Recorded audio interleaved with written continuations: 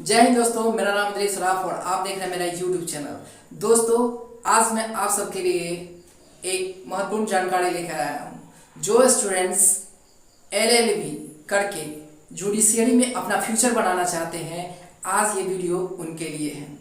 या फिर जो स्टूडेंट्स लॉ की पढ़ाई कर रहे हैं, वो स्टूडेंट्स भी इस वीडियो से लाभ ले सकते हैं। आज मैं 3 इयर्स एलएलबी की पढ़ाई की सिलेबस के बारे में आज मैं आपको बताने वाला हूँ। अगर आप इसे अच्छी तरह समझ ले तो आपको इन फ्यूचर पूरी लॉ की पढ़ाई के दौरान आपको काफ़ी मदद मिलने वाली है। तो चलिए शुरू करते हैं आज का वीडियो। दोस्तों, आज 3 इयर्स एंड 5 इयर्स एलएलबी की पढ़ाई की व्यवस्था है। जो स्टूडेंट्स +2 कर चुके हैं वो 5 इयर्स एलएलबी की पढ़ाई कर सकते हैं, या फिर जो स्टूडेंट्स ग्रेजुएशन कर चुके हैं उनके लिए 3 इयर्स एलएलबी की पढ़ाई की व्यवस्था है। दोस्तों, आज मैं आपको 3 इयर्स एलएलबी की पढ़ाई की सिलेबस के बारे में बताऊंगा, जो आपको आज समझना चाहिए। और आगे की वीडियो में मैं इस सिलेबस को समझाऊंगा कि इस सिलेबस के अकॉर्डिंग जो सब्जेक्ट्स आपको फर्स्ट ईयर, सेकेंड ईयर और थर्ड ईयर में पढ़ने हैं, उसमें क्या क्या आपको कंटेंट पढ़ने को मिलेगा और वो कितना उपयोगी होगा आपके लिए। तो चलिए शुरू करते हैं आज का वीडियो। दोस्तों, एलएलबी थर्ड ईयर कोर्स में नामांकन के लिए फर्स्ट ऑफ ऑल आपको ग्रेजुएशन आपका फाइनल होना चाहिए। ग्रेजुएशन आपका फाइनल होना चाहिए। उसके बाद आप एलएलबी की 3 साल की कोर्स में एडमिशन ले सकते हैं। इसके लिए आपको बहुत सारे एग्ज़ाम भी कंडक्ट कराए जाते हैं, जैसे क्लैट या फिर क्षेत्रीय स्तर के जो लॉ कॉलेज हैं उनमें डायरेक्ट दाखिला की भी व्यवस्था है। तो दोस्तों, आज इधर उधर की बात को दरकिनार करते हुए मैं आपको डायरेक्ट फैक्ट पर ले जाना चाहता हूं कि ये 3 साल जो एलएलबी की पढ़ाई की जाती है उसमें कौन कौन से सब्जेक्ट आपको पढ़ने पड़ते हैं।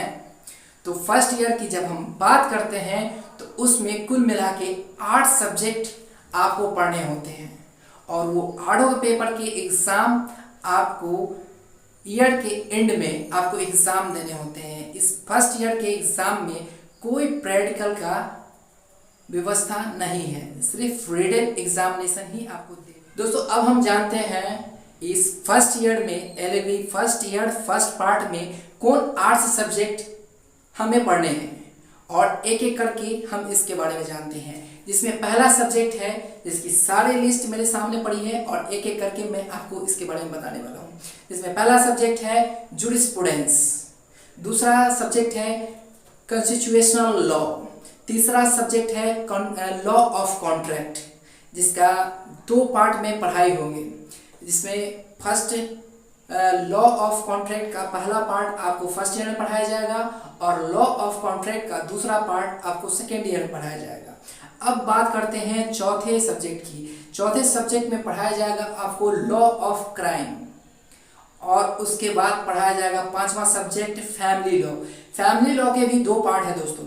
इसमें फर्स्ट पार्ट आपको फर्स्ट ईयर में पढ़ाया जाएगा, और सेकेंड पार्ट में दूसरा पार्ट पढ़ाया जाएगा। अब थोड़ा सा इसके बारे में आपको मैं विस्तार से बताना चाहता हूँ। इसमें जो 2 पार्ट है उसमें 2 चीज़ें पढ़ाई गई हैं। फर्स्ट पार्ट में आपको हिंदू लॉ के बारे में पढ़ाया जाएगा, और सेकेंड ईयर में आपको मुस्लिम लॉ के बारे में पढ़ाया जाएगा। तो ये कॉन्सेप्ट आपका क्लियर होना चाहिए। दोस्तों, अब अगले सब्जेक्ट के बारे में हम बात करते हैं। इसमें अगला सब्जेक्ट है 6, यानी कि human rights and international law.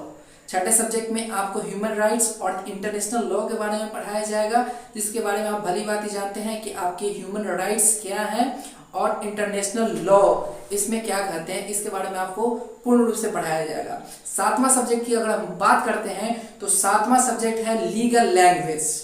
हम किस लैंग्वेज में इस लॉ की पढ़ाई को करेंगे उसके बारे में इसमें पढ़ाया गया है। साथ ही लीगल राइटिंग क्या होनी चाहिए, हिंदी होनी चाहिए, इंग्लिश होनी चाहिए, और उसके साथ ही जनरल इंग्लिश के बारे में भी आपको इस सब्जेक्ट में पढ़ाया जाएगा।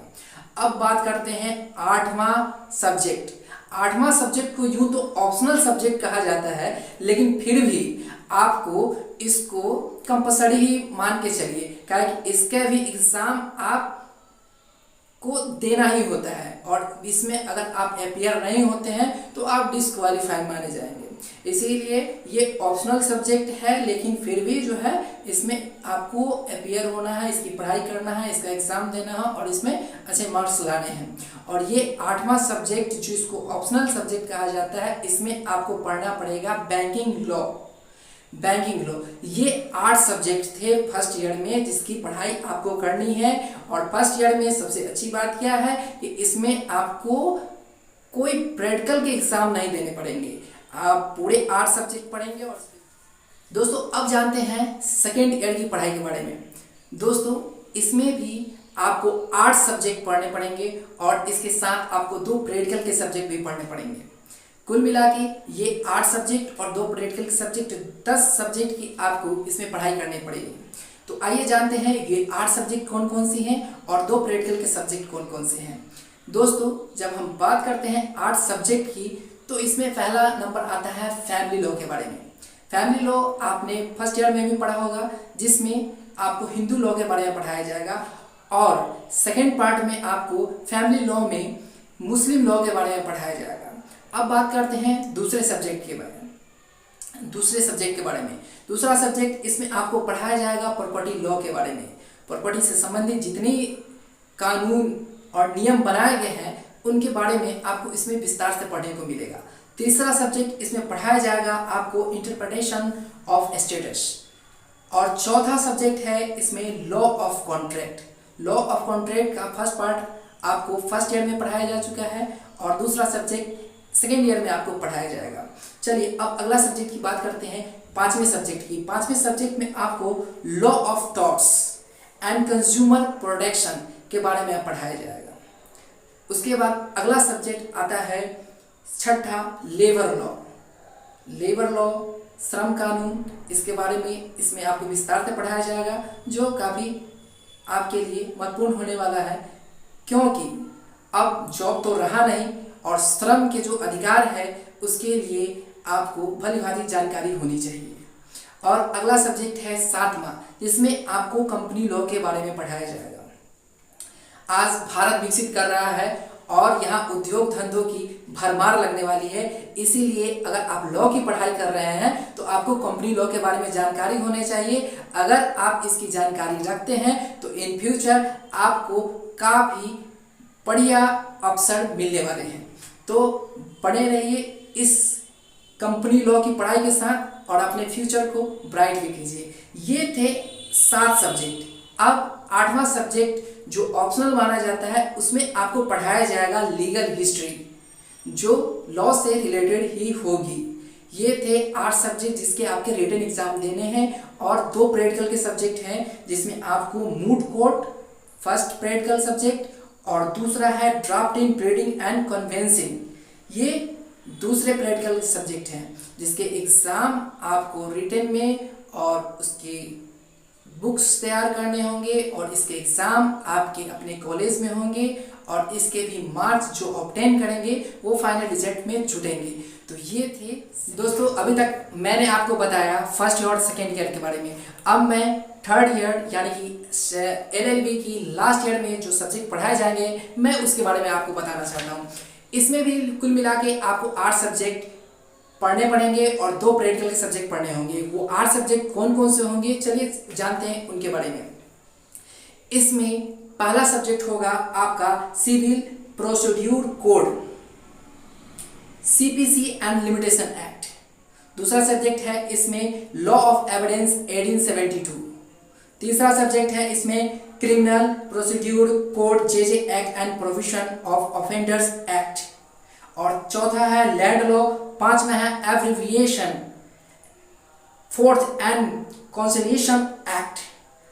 छठा आपका है एनवायरमेंटल लॉ, जो काफी महत्वपूर्ण है। आज देश में एनवायरमेंट से जुड़ी हुई जागरूकता के लेकर जितना आप इसमें पढ़ेंगे उतना ही आप इसमें बेहतर कर पाएंगे। चलिए अगला है सब्जेक्ट एडमिनिस्ट्रेटिव लॉ। 8वां ऑप्शनल पेपर जिसे हर ईयर में आपको पढ़ना है। इसमें आपको 8वें पेपर में टैक्सेशन लॉ के बारे में पढ़ाया जाएगा और 2 प्रैक्टिकल के सब्जेक्ट होंगे। जो पहला सब्जेक्ट होगा उसके बारे में आपको मैं बताना चाहता हूँ, वो होगा professional ethics accountancy for lawyering and bar bench relations. दूसरा सब्जेक्ट होगा उसमें public entries lawyering legal aid and paralegal services. इसमें आपको रिटन एग्जामिनेशन देने होंगे, अपने कॉलेज में बुक्स प्रिपेयर करके सबमिट करने होंगे और उसके बाद वाइवा देना होगा और इस सब के मार्क्स आपके फाइनल रिजल्ट में ऐड होने वाले हैं। ये सारे चीज़ कंप्लीट करने के बाद जब आपका फाइनल रिजल्ट आएगा, उसके बाद आप जिस स्टेट में रहते हैं उस स्टेट के बार काउंसिल में आपको रजिस्ट्रेशन कराना पड़ेगा और ऑल इंडिया लेवल पर बार काउंसिल ऑफ इंडिया के तहत एक एग्जाम कंडक्ट कराया जाता है जिसमें आपको अपीयर होना पड़ेगा। उसके बाद क्वालिफाई होने के बाद आप एक लीगल एडवोकेट कहलाएंगे और उसके बाद आप अपने क्लाइंट का किसी भी कोर्ट में अपना पक्ष रखने के लिए एक लीगल एडवोकेट कहे जाएंगे।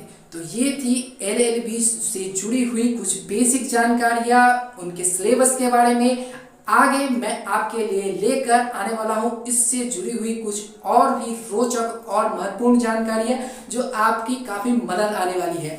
तो मेरे प्यारे दोस्तों, अगर इस वीडियो से आपको थोड़ा सा भी लाभ मिला हो, थोड़ी सी भी जानकारी मिली हो, तो प्लीज़ इसे औरों तक शेयर कीजिए ताकि जो स्टूडेंट्स लॉ में अपना करियर बनाना चाहते हैं उसके लिए ये उपयोगी हो सके। तब तक के लिए जय हिंद दोस्तों।